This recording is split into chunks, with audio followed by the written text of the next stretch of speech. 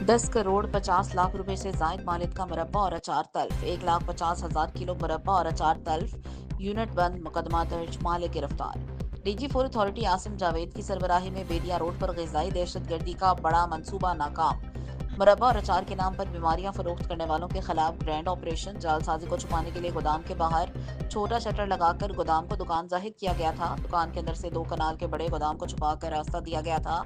DG food authority कीड़े और fungus ज़दा सब्जियों फलों और से अचार और मुरब्बा तैयार किया जा रहा था।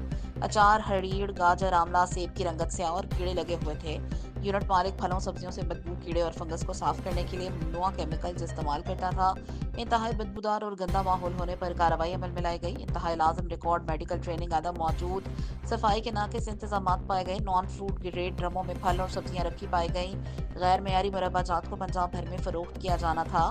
ज्यादा मुनाफे के लालच में अवाम की सेहत से खेलने वाले माफिया के खिलाफ सख्त कार्रवाइयाँ की जा रही हैं। बुनियादी अशिया ज़रूरिया में मिलावट करने वाले मुआशरे का नासूर है। कारोबार जड़ से उखाड़ दिया जाएगा। ग़िज़ाई दहशतगर्दों और फूड फ्रॉड माफिया को कैफरे किरदार तक पहुँचाएंगे। वज़ीर आला पंजाब के विजन के मुताबिक पंजाब को मिलावट से पाक बनाएंगे। आसिम जावेद।